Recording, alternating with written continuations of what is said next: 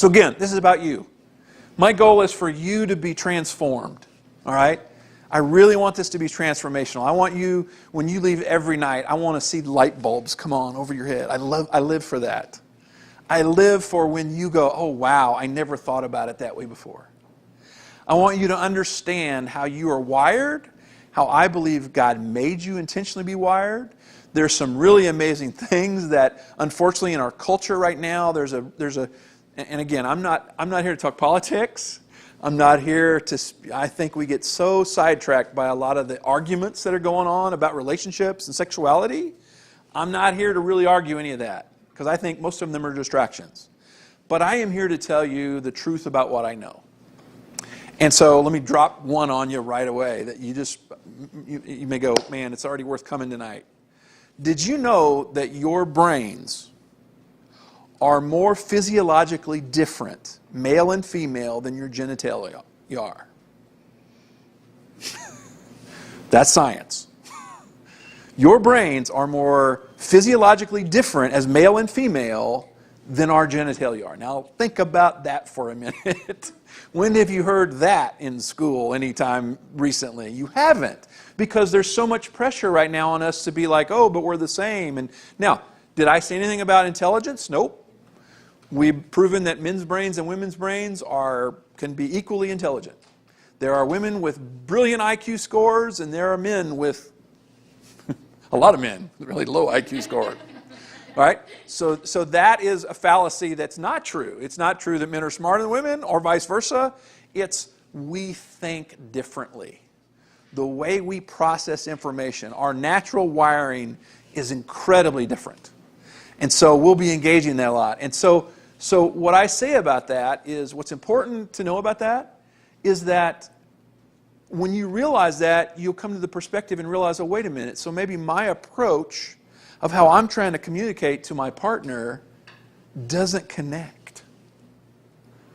And when you realize that, so you're like, I figured that out a long time ago, right? Yeah, not connecting that way. But then we can take that and go, so then what are some of the things that we need to know about each other? All right? So, I'm sorry, I'm getting ahead of myself. Because I want to start with a story. I want to tell you why I'm here and what tonight's focus is, all right? And so I'd start with this comment, is that I started liking girls in the 7th grade. They began to like me about the end of the 12th grade. All right? So, little dynamic about me. I'm the oldest child. My sister is 5 years younger than me. I'm a firstborn, but really I'm kind of an only. And I did not have very many female role models growing up, so I was clueless about women and girls. I just knew they were pretty, and I liked how they smelled. You know, that was my entire perspective all through high school. And I'm like, other than that, I have no idea how to talk to you. I have no idea how to engage you. And I failed miserably until I was a senior in high school. I got my first date with Andrea Anderson. First week of my senior high school. I found out a week after we went out that she was a sophomore. Our high school was only 3 years. She was a sophomore. And that she only went out with me because she heard that if you turned the first guy that asked you down, you wouldn't get asked out anymore. So she only went out with me because she said, I don't want to get turned. I want to get asked out some more later. And so Andrea Anderson went out with me. And later that spring, though, she liked me. So I flipped it around. My senior of high school, I started my senior high school 5'10", 210 pounds. Chubby little sucker. I graduated 6'2", 155 pounds. Lost 55 pounds in 3 months, my senior high school. Largely over a girl. And a girl that I ended up chasing for 4 years. And never caught her. But God used her to teach me about relationships. And that's the dynamic from which I'm coming at you tonight, all right? So that's my story. And so tonight I want to focus, though, on where I finally became a pretty good husband to my wife. So I guess I'll finish kind of the story. So I chased that girl all through college, and my senior year of college by then, God used her in an amazing way. Not intentionally. It's like she wasn't intentionally being used by God. It's just God used my pursuit of her to challenge me to grow. It kept me out of a lot of trouble. I had a lot of opportunities to date other women. I didn't because, like, maybe Her name was Dorothy. It's like, maybe Dorothy will hold out for me. Maybe I'll have some pants. So I kept turning people away. And finally, after, that led me to starting going to a Bible study, which led me to get really serious about my walk with Christ. And finally, my senior college, as I really was growing in my faith, and by then I already knew I was going to seminary and had been called into ministry. And by that time, I really knew that God was working and God spoke to me in kind of God's only spoken to me like twice and like with one word at a time where I felt like it was verbal. This was not one of those times. But I felt very strongly that coming into Christmas of my senior year of college, that God said, you know what, Mike, you've grown so much in your faith. You've really, you pray and you read and you're going to seminary and man, you've grown so much. But you know what, if Dorothy Hunter, that was her name. She's married now, so her last name's not Hunter. If Dorothy Hunter called you tonight and said, if you'll curse God and die, I'll date you, you would. And he said, it's time for you to get that right. And over a period of several weeks, I tricked Dorothy into another date. It was only our third date, really, in 4 years. Like I said, I wasn't really winning that battle very much. But boy, in fairness, now here's the deal. I never drove out to her house. I was not a stalker in that sense. More on that later, okay? But trust me, I never did. I was not that guy. I did figure out a way to get in like classes she was in, and she was at a university across the street, so that was a little difficult. But we had become pretty good friends, long story short. But so anyway, we went out on this date, and a double date actually, and at the end of the night, after my other friend and his date went home, we got in the car, and she had a 50-mile drive out to her house. And on the way back to her house, I said, look, I got to come clean. And I told her kind of the whole journey I'd been on. I didn't use the word love. I wasn't that creepy. And I told her the story about me, and she knew it already. I just wanted her to hear the whole story. And I got to her house and I said, look, here's where I'm at, though, is I realize now that I put you on a pedestal. And it's time to take you off. And so I just wanted you to know where I stand and ask what you think. And now I know enough about relationships to know why she rejected me. She had no choice at that point. And if you don't know the dynamics, or you don't know why, I can teach you. I know why. I've learned. But really, there was no choice at that point for her to say, I don't know, I don't think so. I said, well, you knew my number, and see ya. 3 weeks later, it's snowing in southern Arkansas, where I grew up. I'm from Chicago originally, grew up in southern Arkansas, so I have a lot of weird cultural connotations that whacked me out by that. And I moved west and never want to move. I'm a Westerner, been out here 28 years now, and consider myself, I'll always be a Westerner now. But anyway, it snowed in southern Arkansas, which is about as rare as it's snowing here. And this young girl hit me upside the head with a snowball and knocked me for a loop. And I looked over, and she's got her hands over her face like this. I see these big brown eyes. And I chased her down and married her a year and a half later. And we've now been married 31 years. And to add even more to that story, my wife, Mary, who, by the way, doesn't come to these because she's like, I've heard it all already. Many people are in my ABF, so they know my wife.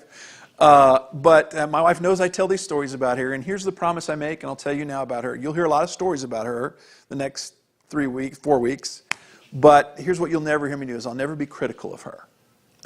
I may tell some hard things about her, but it'll never be from a critical context, and that's so important in relationships. Especially to a firstborn. Any firstborns in here? Yeah, right?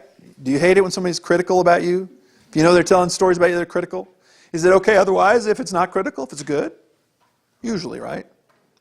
So I'm a firstborn married to firstborn, and according to Dr. Kevin Lehman, who my wife works for, we're not supposed to get married. Any other firstborns married each other? You guys are? Okay, y'all are both firstborns married each other? Wow, that's like, we're a statistical anomaly. Seriously, I was at a Kevin Lehman seminar in Albuquerque 20 years ago, and with Randy Carlson, so it was a Tucson group at Albuquerque. And I remember Dr. Lehman saying, who's the birth order guy, right? He said, firstborns don't marry each other, and I'll prove it to you. He says, how many of you in this room right now are firstborns married to each other? There were 700 people in that room, 350 married couples. Out of 350 married couples, there were 3 of us. 3 of us that were firstborns married to firstborns. It's that rare. And we got 2 in here tonight. So y'all are a statistical anomaly. Throw me in and we're really out of whack here, right? And here's why. Y'all already know why, right? Firstborns are used to being in charge, and we want to win everything. And so my wife and I so our firstborn daughter just spent 2 years in China as a missionary, and she's living us right now, kind of reacclimatizing to the States. So we have 3 firstborns living, and we've been playing. Does anybody know how to play golf with cards? With 9 cards, play that? We've been playing that about every night. How do you think that's going? The nights my wife doesn't win, it is not a happy night. We'll keep playing until she wins at least 1 game. Gotta win. Because my wife is, of the 3 of us, she's like the A+ personality firstborn.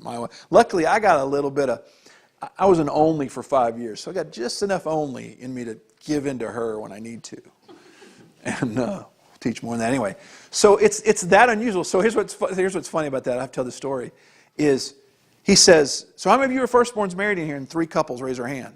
And Dr. Lehman, who by the way is a baby, he's the baby and he married a firstborn. And babies, they're funny and they're mascots and they don't care. He just shook his head and said, I feel sorry for you guys. And he moved on. Now, if you're firstborns, how would you react to that? He just let it go and talked about something else. Please explain. My wife's like elbowing me. It's like her seat disappeared. What do we do? What do we do? He didn't tell us what to do. And that's my wife. My wife's like, she needs a list. Tell me what to do. Tell me what to do. I'm like, I don't know, babe. He just moved on. About 15 minutes later, after he taught us something else, he says, well, we're going to take a break now. I'll be back by the book table. If he wants to come chat, I'll be back there. As soon as he said break, my wife grabs me by the arm, jerks me out of the seat, drags me to the back. We come running up to Dr. Lehman, and he's sitting back up there. And my wife, out of breath, is like, we're one of those firstborn couples. You got to tell us what to do. And no kidding, Dr. Lehman put his hand up in the air towards us. Didn't look at us. Looked at his watch. Within 10 seconds, the other 2 couples were there. And he says, you came. I knew you'd come. You're firstborns. And then he said, and by the way, let's get together after class and I'll tell you guys what he said because the rest of y'all don't need to hear it. Because that's why he says, I didn't tell everybody else because they don't need to do this. Almost everybody else doesn't take relationships serious enough. Firstborns, we take it too serious. Far too often, right? And so that's what he told us, is how to not be so serious. Those of you that need to take it a little more serious, you don't need the advice he gave us. All right? It has something to do with arguing naked. I'll just tell you that. That's the hint. All right? I'll tell you all later. All right. So that's my life. And my wife will tell you, if she were here tonight, I said our marriage got good after 1 year. My wife would say it got good after 6. And so tonight's basis for, so what's a hero anyway? Define a hero. Someone who saves the day. Someone who saves the day. Someone you look up to. Someone you look up to. Thank you. That's Servant. a servant. Thank you. Man, I'm done. They just taught the class. What that? Champion. Yeah, somebody that says, you know what, I'm standing for this, right? But think about it. So what does Clark Kent have to do to become Superman? Find a phone. Okay. Phone booth. Does he transform? He does, doesn't he? Mild-mannered Clark Kent turns into Superman, right? What does Spider-Man have to do to be Spider-Man? Put on his suit so he can shoot spider webs everywhere. I guess he does that naturally, but I was trying to think of Wonder Woman. Does she ever not have her uniform on? She spins around and it Yeah. Oh, that's right. She's like, yeah. Is that what it is? Okay. Yeah, and I was thinking too, there's a bit of, which by the way, our brains have a large to do this. Wonder Woman's like always in her costume. Have y'all noticed that? Like, can you think of Linda Edwards, the first Wonder Woman, anytime out of her costume? Yes. You can? I'm obsessed with it. Oh, were you? Okay. Yeah. Us guys, trust me, all we think about is, yeah, I remember that. I remember that costume. Yeah. Her hair up, and then she'd spin around in the corner. And Okay, so you remember that too. So that's what I'm doing here. And here's my thing is we've lost our way in our culture when it comes to relationships. We've just flat out lost our way. And what's funny is so I was reading this the other day. Do you know what, out of the top 5 things people are worried about in marriage? All right, you might know what number 1 is. Their biggest worry, people that are getting married or already married or want to get married. money. No. Infidelity. What's that? Infidelity. No, that's like number 2 or 3. Is it divorce? Divorce. Divorce. As you may know, the statistics on cohabitation have gone up and up and up and up. Here's what's interesting is, the church for a lot of years was really good at scolding those people for doing that. And again, I'm not telling you it's wrong for a lot of reasons, but unfortunately the scolding was aimed the wrong way. Because when you dig deep into why this generation of young adults was cohabitating, do you know what it was primarily based on? They were petrified of getting divorced. And so their trick was, oh yeah, I'll just trick divorce. I'll just never get married. We'll make sure this is going to work out. Right? But here's the problem with that. First of all, statistically, you want to ensure the likelihood that you're going to get divorced, cohabitate before you get married. The statistics are off the chart on couples that cohabitate when it comes to their likelihood of getting a divorce compared to couples that don't. One of the lies of our culture is that you need to be, experienced sexually, and you need to know inside and out your partner before you make those long-term commitments. Because here's the problem: is what's missing there is the primary component of relationships. You know what it is? It's trust. And what you're saying is, I trust you enough to move in together, to have a kid together, to pay the bills together. I just don't trust you enough to be committed to you.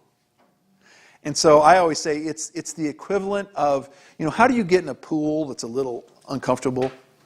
It's not quite warm enough to feel good, but it's not too cold to not get in. Do you ease into those? No, I jump. You jump in the deep end. You're like, I'm just getting in. And you get acclimatized really fast, right? Because if you try to wade in that kind of pool, you get about this deep and go, Well, emotionally, from a trust context, that's what cohabitation does. It's like wading into a pool up to the belly button. And then you're miserable from the waist down because you're cold, and you're miserable from the waist up because you're not fully in and you're not fully out. And so that's and again, I'm not here to pick on that. I'm just telling you that's the dynamic of why that's become so common in our culture. Is the idea is, we don't want to get divorced. As a matter of fact, the top 5 reasons that people say they're concerned about, they're all based on fear.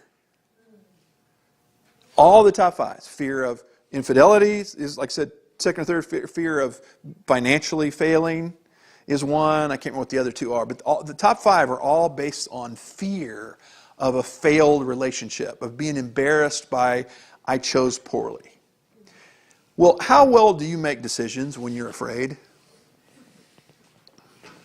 Not well at all. No, the brain kicks into it literally, our brain goes black and white. The reason why sales is always based around fear. Yeah, if I can push you into this, is like, if I can make you feel afraid. Well, some sales anyway, yeah. Fear of missing out maybe a lot of times is what it is. But our brains go black and white when we're afraid. And it's when we go black and white is all of a sudden we can't see the other options. We see it as, I'm either all in or I'm all out.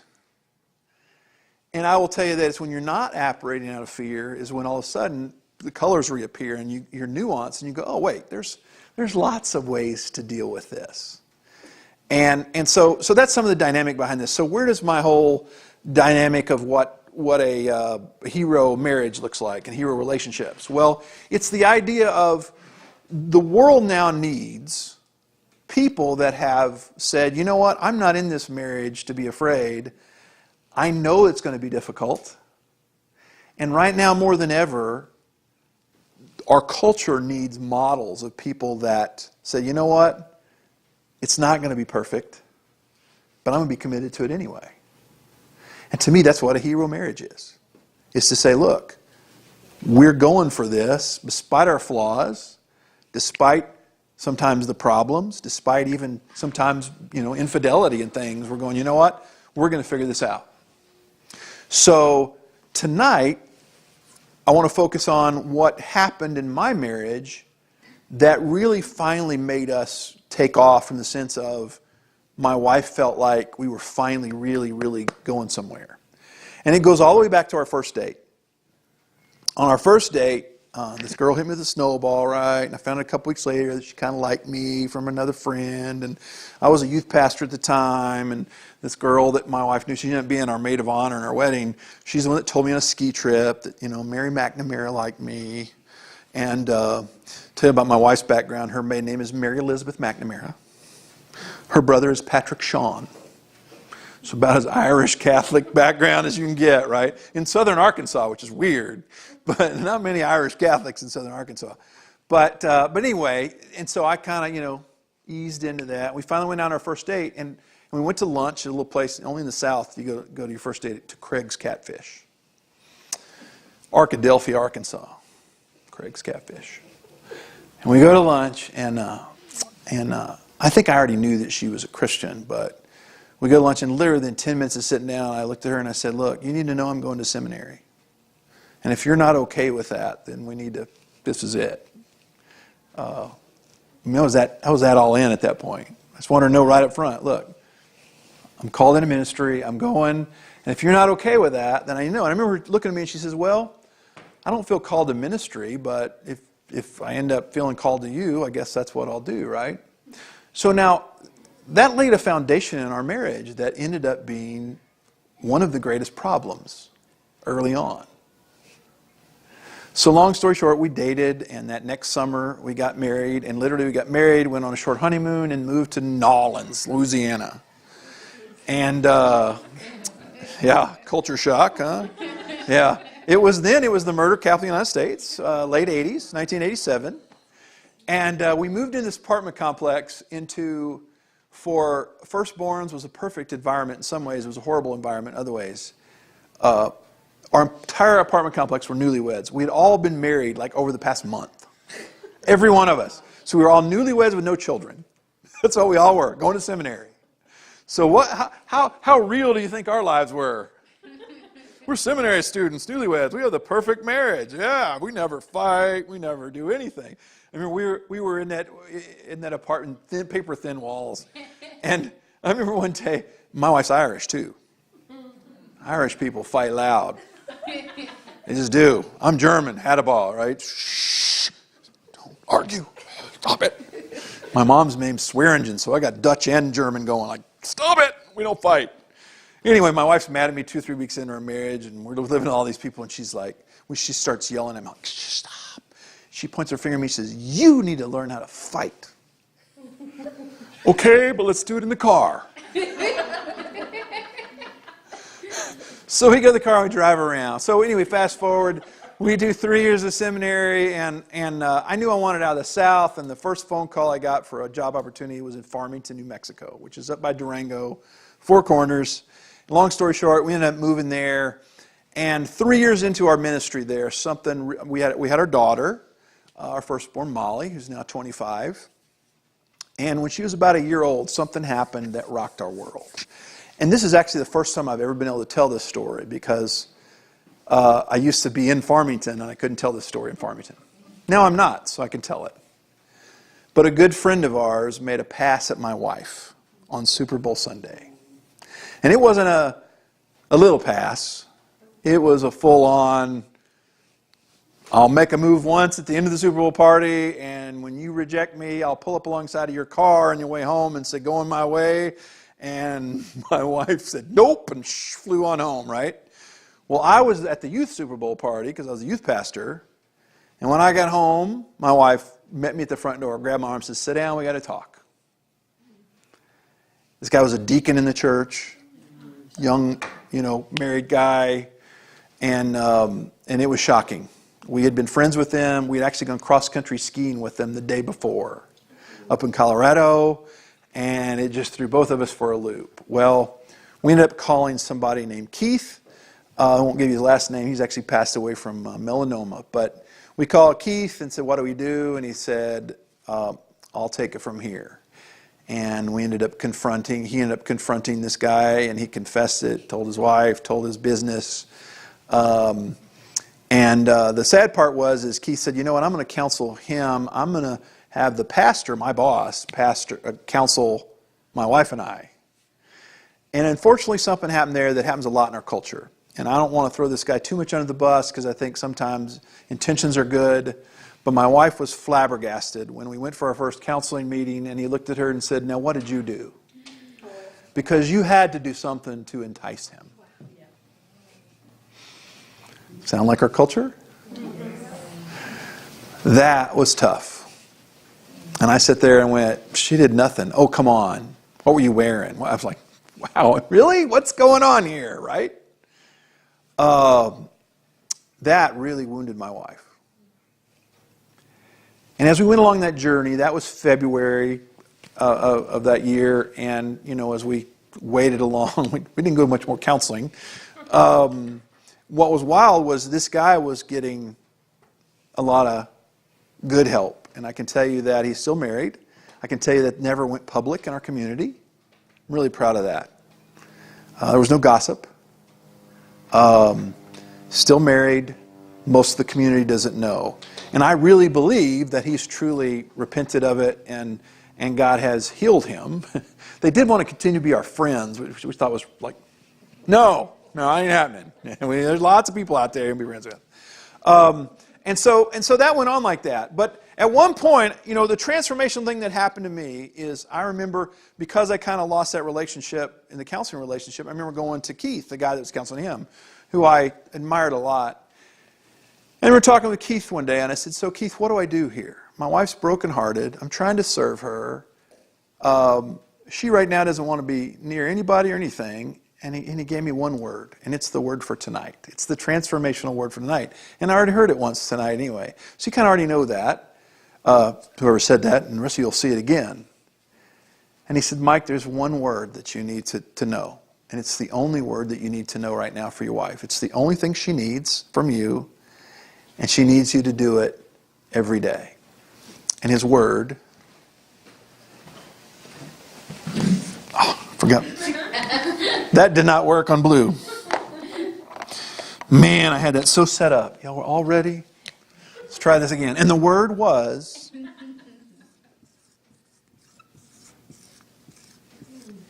serve. You want to be a hero marriage? You got to learn to serve. You want your relationship to get better? You got to quit asking for stuff, and you got to learn to serve. There was nothing I could give my wife anymore other than to serve her.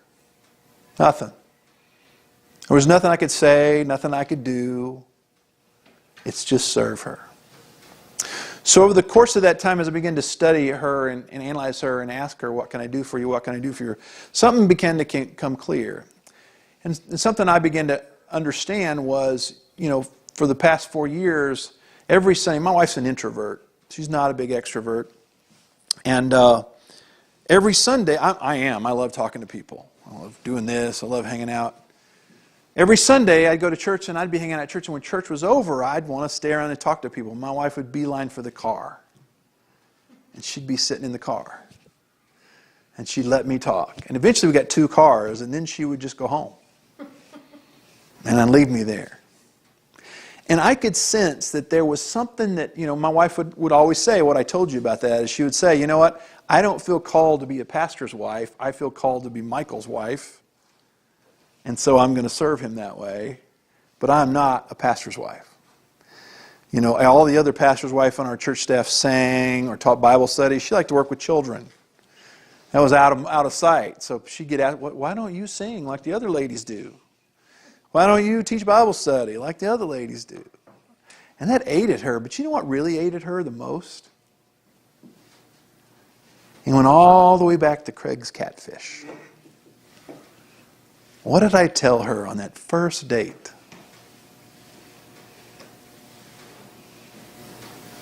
About what your future plans were? There's something more important than you. And here's, any other pastors in here? Other pastors? Here's the problem with being a pastor. You know, we're taught our whole lives to put God first, family second, job third. When you're a pastor, number 3 and number 1 get awful blurry. What's my job? And what's my service to God? And sometimes in pastors' families, if you know any pastors' kids, that family gets squeezed out. And they don't know where they stand. And wives get that way. Sometimes even pastors get that way. And I began to realize that my wife sensed, and probably she was right, that in some ways my ministry was more important than our marriage. And this was now June, so this happened in February. A lot of scars and wounds from this recovery. And what felt really weird was the perpetrator was getting really good help. But the victim was getting squadoosh. And by the way, if you look at, a lot of sexual crimes are that way. They end up putting the victim on the stand and, what's your sex life? What were you wearing? I mean, just crazy stuff. And I really get that now in a really deep way. Because I saw it happen even when it wasn't intended to be anything harmful. I saw how it wounded my wife. And it got to the point where literally I was leaving the next day for a music camp. We went for a walk to a park that was maybe a quarter mile away from our house. And we're at the park. And I remember grabbing her other hand and putting her face to face and saying, "Hon, I need to tell you something. Remember on our first date when I said, you need to know I'm going into the ministry because you need to be committed to that if you're going to marry me?" I said, "I need to tell you that I was wrong. I should have never told you that.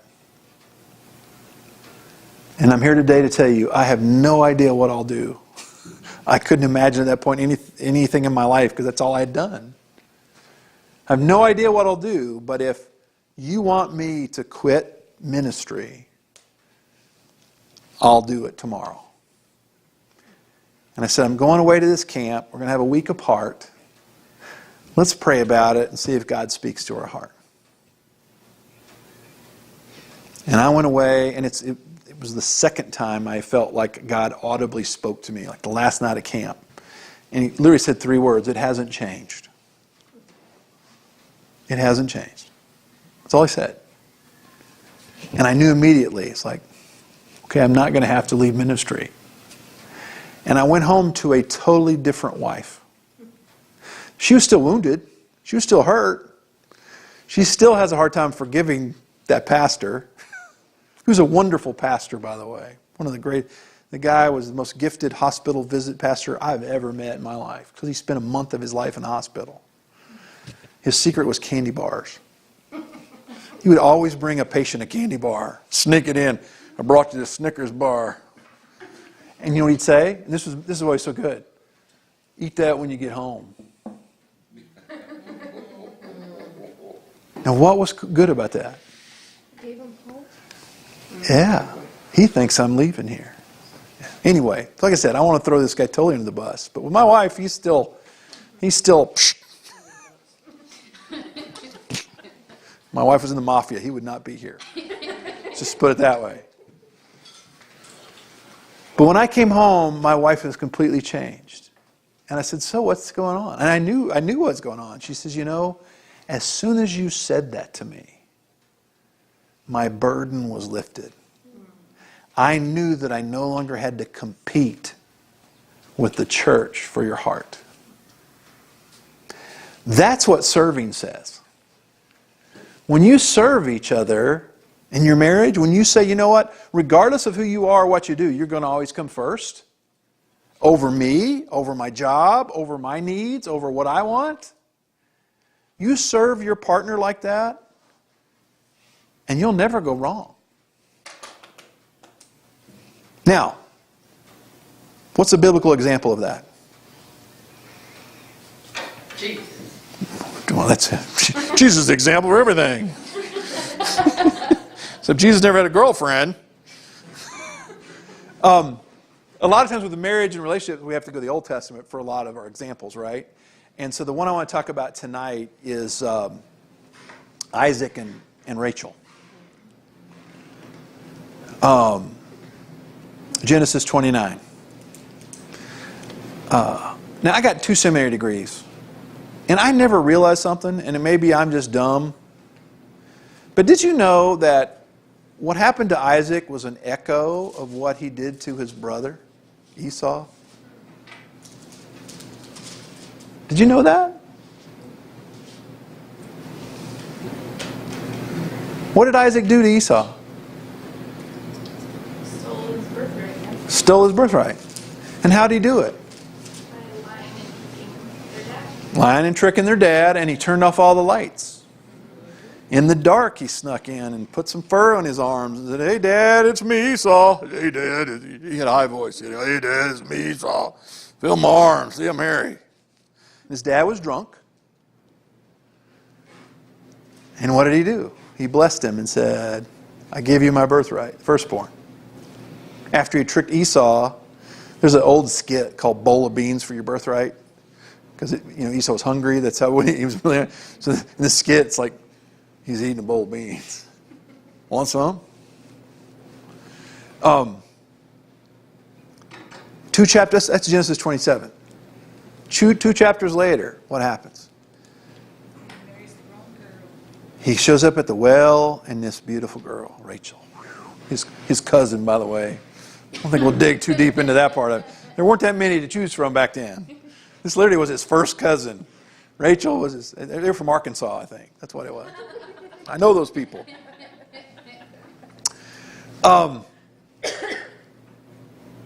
He's at the well, and this beautiful girl, Rachel, comes up. He's like, "Who's she?" "Well, she's your uncle's daughter." And all of a sudden, her dad comes up,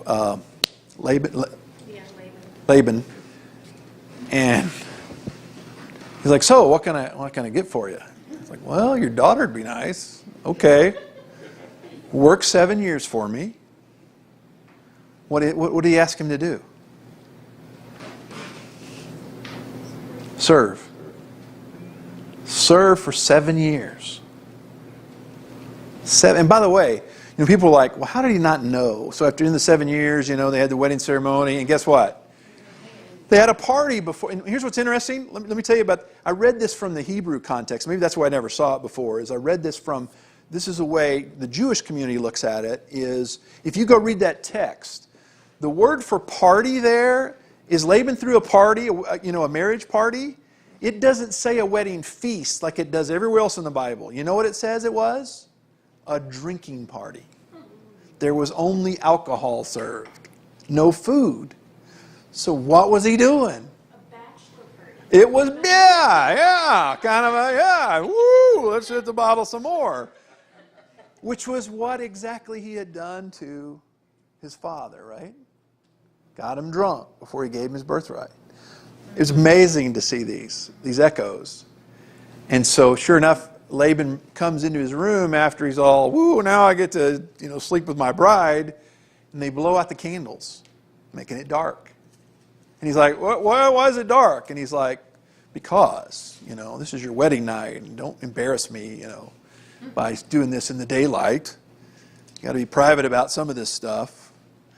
And then he sneaks the cross-eyed Leah in. It says in the Bible that her eyes weren't good, and I'm just always picture her like this. "Hi." That hurts. He sneaks her in, and the next morning he wakes up and what?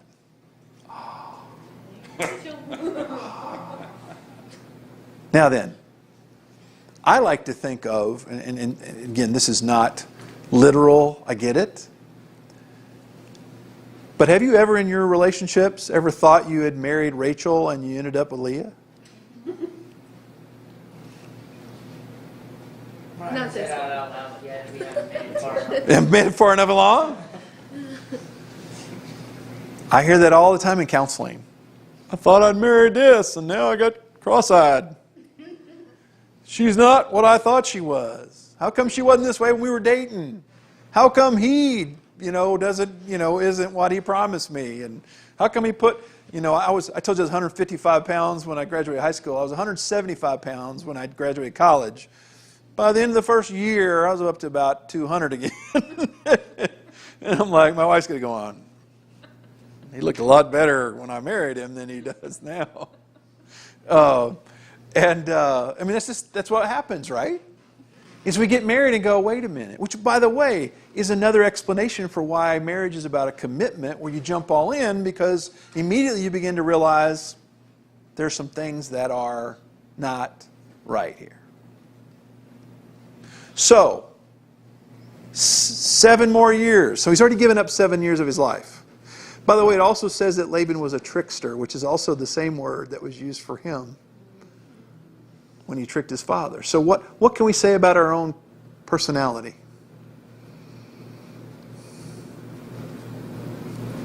So here's some science. Let me drop some science on you. By the way, University of Chicago, they've studied 40,000 couples for over 50 years now. Now every year they pick up another 2,000. The amount of research we have on marriage and relationships is phenomenal. Phenomenal. We know everything we really need to know about healthy relationships. We really do. We know what works. We know what doesn't work. But here's the problem. Does anybody in here have a crown on their teeth? People with crowns? I got a few of them. When you got your crown, did you go to your next door neighbor and say, hey, my tooth's hurting, can you put a crown on for me? Anybody? Now, I got one in Mexico, and I regretted it for about 5 years till it broke. Got a good deal on it, but it was always getting infected, and it had problems, and, it just was a bad deal. Got it in Juarez, too, by the way, right before Juarez got really bad. Why would you never think to go to your neighbor to get a crown? They're not an expert. They're not an expert. Exactly. Who do you go to for relationship advice? Not an expert. Ding, ding, ding, ding, ding. Who do we ask for relationship advice? Who you supposed to ask, or who do? Who do you really ask? Well, I'm guessing most people ask their coworkers. Co-workers, friends. So, let me tell you what the best research says. I can ask you, so if you come to me for counseling or coaching, I do relationship coaching, so want to talk about that later, we can talk. But when the studies show that I can ask you one question, and your answer to that question will predict with a 90% accuracy rating. 90%! The answer to that question will tell me whether or not you're going to get a divorce or stay married. And the question is, who are you going to for advice? And now, you can give me a name. That's not what I'm interested in. I'm like, tell me about this person. And if they're a person that divorced, fleed from a relationship, 90% chance you're going to get a divorce. If that's who you run to for advice. If it's somebody that's had problems in their relationship but stuck it out and made it work, 90% chance you'll work it out with your partner. My mom has 4 sisters. 4 out of the 5 of them got married. 3 out of the 4 that got married are divorced. My mom is the only one in her family that didn't get a divorce. My mom tells a story that when my mom and dad were newlyweds in Charleston, Illinois, living on campus at the college, my mom got mad at my dad one night, and she did what all of her sisters did. I'm going to go call my dad and tell him to come pick me up. And I love my grandpa. He was a great man, but he would go rescue any of his daughters whenever they called. And thankfully for my mom, the night that happened, she went to her next door neighbor to make the phone call because my parents couldn't afford a phone. They had a phone next door, so she went next door to call her dad to come get her. And that woman there, I would love to know her and go thank her, because that woman told my mom, "You will do no such thing. Sit down." And she said, you're going to march right back next door and you're going to work this out because that's what marriage is all about. And she coached my mom, and my mom went back and talked to my dad. And my mom's the only one of her sisters. Her brother married once and stayed married. But the only one that stayed married. And I'm convinced that that one conversation saved that. My parents have now been married over 55 years. It's that profound. So, here's Isaac. Jacob? I get Isaac and Jacob flipped all the time. Isaac's his dad, right? Like father, like son. It's, they both got drunk. Sorry, I've been saying Isaac all night. It's Jacob. It's Isaac and Rebecca. My daughter reminded me of that tonight because I was mixing up telling her. He's like, Dad, remember, it's Isaac and Rebecca. It's Jacob and Rachel. I'm like, but it's still ours, and I'll get Rachel and Rebecca mixed up. The women's community is doing that study, so it's fresh. Sorry. So Jacob, 7 years, he had a decision to make. Why did he decide to invest 7 more? So we're going to take about a 5-minute stop here. He had some thinking to do, right? So we drop some. This is from the University of Chicago, by the way. Those 40,000 couples that I've been telling you. As they look at couples that stay together long term, they've boiled it all down, and there's only 2 reasons couples get married and stay married for a lifetime. 2. There's lots of other variables, but it boils down to 2. Number 1, people are picky. People knew what they wanted in a partner up front, and they waited for that. They didn't settle. Do we live in a culture right now that does that? Now, I don't have time tonight, and I probably may not have time these 3 weeks, but I have a whole hour-long story that I tell about what's changed in our culture, why it seems like relationships are so much harder, and you know what the real answer is?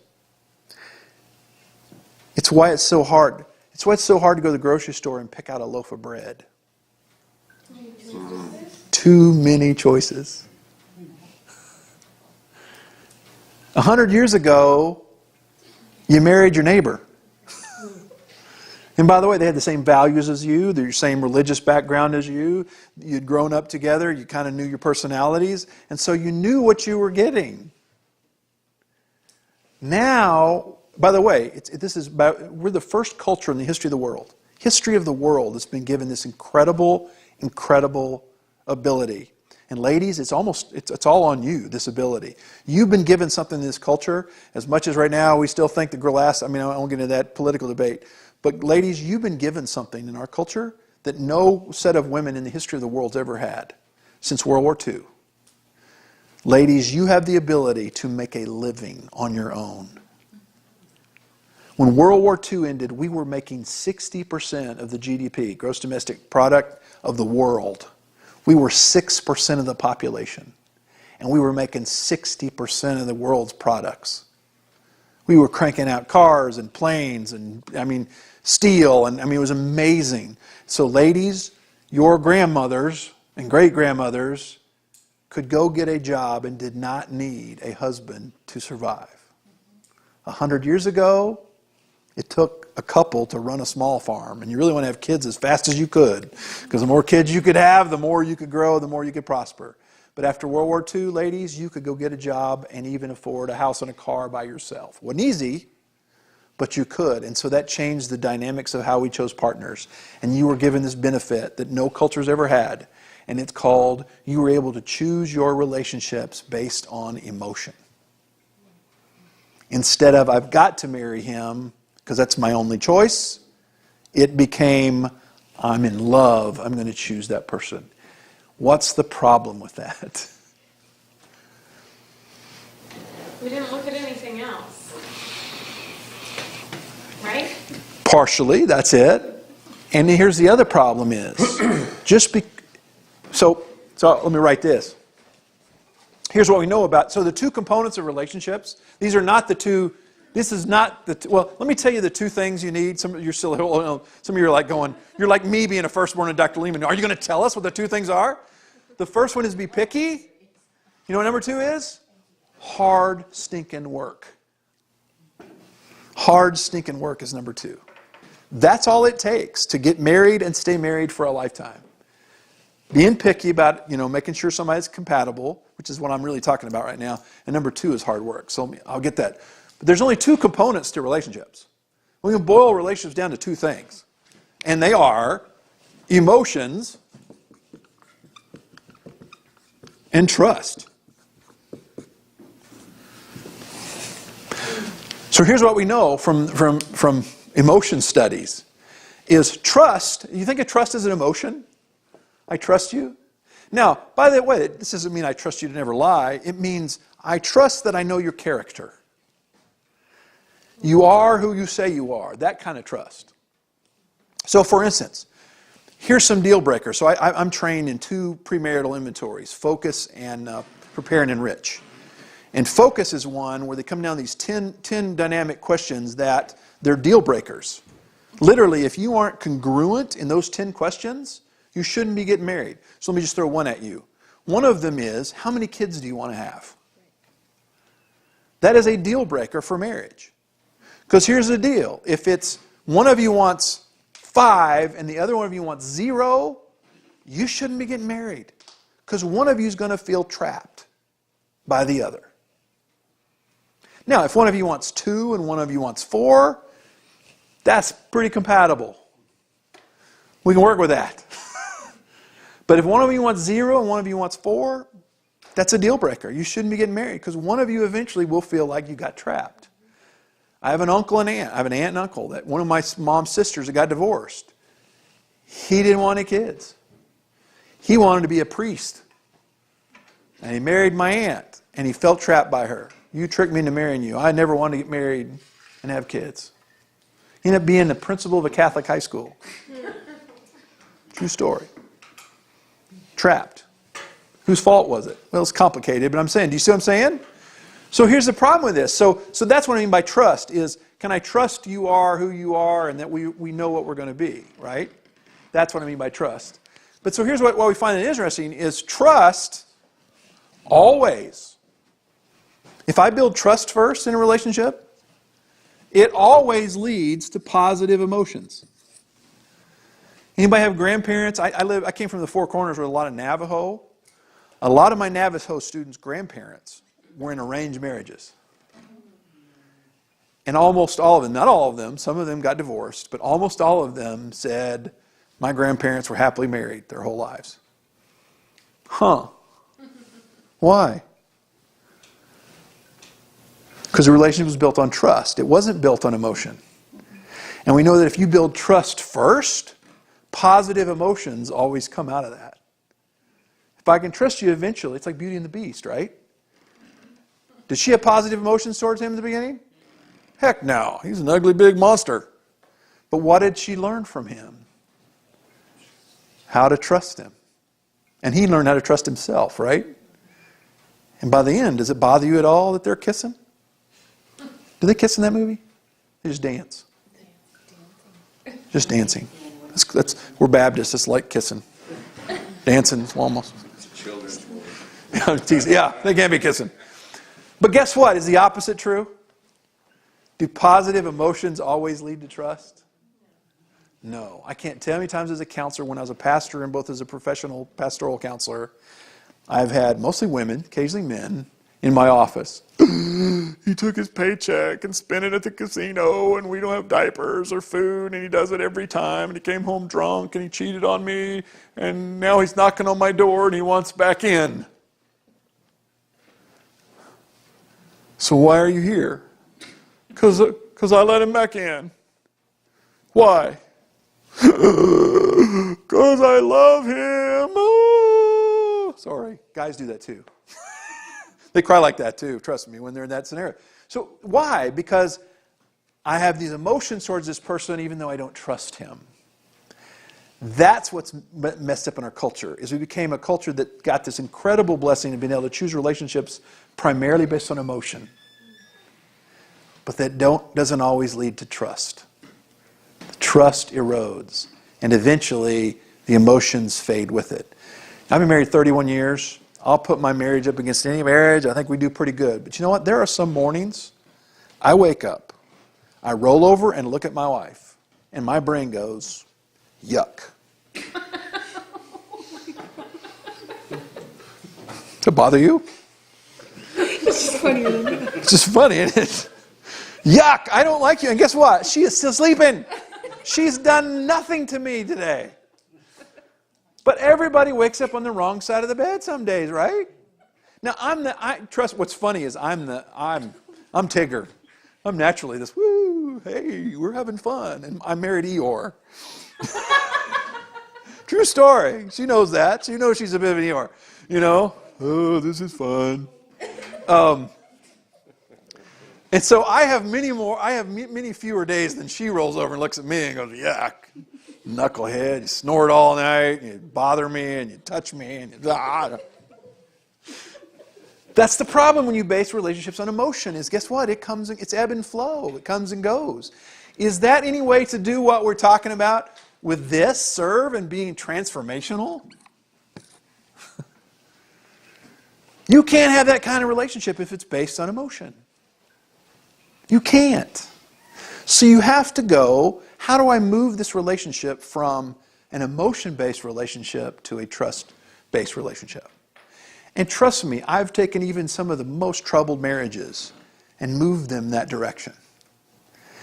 There's a way to build trust. Even if you realize, wow, you really aren't compatible in a lot of ways, there are ways to find what are the foundations you can build trust on. What can you say, you know what, regardless of whatever, you can trust me on this. I'm reliable here.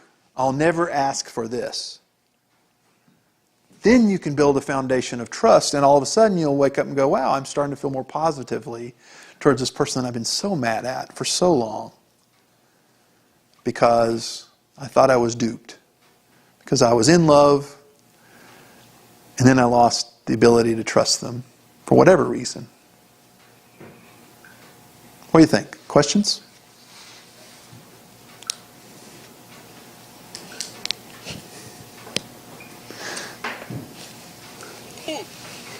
You can put on the blue card and ask me later. Trust me, that's what I'm here for, is to help guide you through this process. Does this resonate? Is there some aha moments happening? Don't people typically marry their problem? Like you're raised in a family where you don't get affection from a certain spouse, then you marry somebody who your subconscious goes, did I get this? I get this play. I mean, isn't that really kind of the core of how you pick somebody? Because you don't understand your own. Or the opposite of that. Sometimes it's the exact. It's like marriage. It's like divorce and cohabitation. I'll show you. I won't get a divorce. I'll cohabitate, which can have a whole other set of problems. So sometimes we pick a partner that's the opposite. So in my marriage, for instance, I'm very opposite of my wife's father. She is like her father, right? So she married the opposite of her father, and I'm a little like her mother, but not that much like her. I married my mother in some ways. My mom's not an Eeyore, but my wife's a little more emotionally aloof than my dad is. My dad's like me, gregarious and huggy, and we have the same love languages. So in our marriage, it's both. Like I said, in one case, it was the opposite. So it can be both. And sometimes that's a little simplistic. It's hard to say that's totally true, but certainly there are usually some echoes of that going on. Yeah. So I want you to take a couple minutes here. I wanted to do this 2 minutes ago, and I told another story. This is what I do.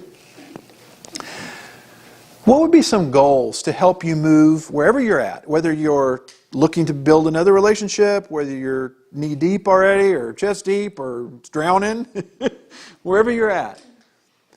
I want you to, on another card, not a blue or a pink one, but pick a yellow one, or is there another color?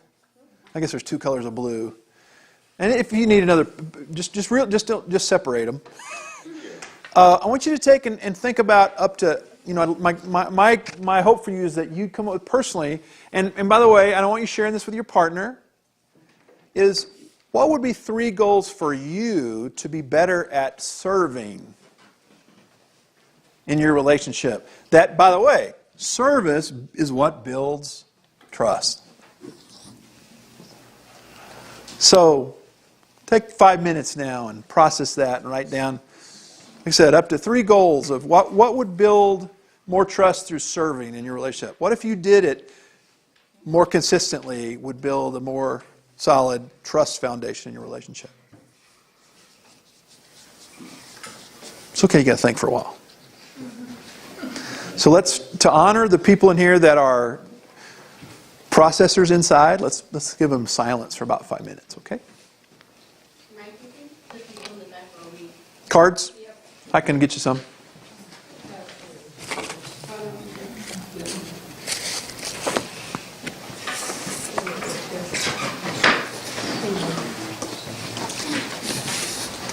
Can you repeat the question? I'll write it down. 3 things to help you build 3 goals for your relationship. Anybody? Sorry. 3 goals. If you could transform your relationship, what would it be? Buddy? What's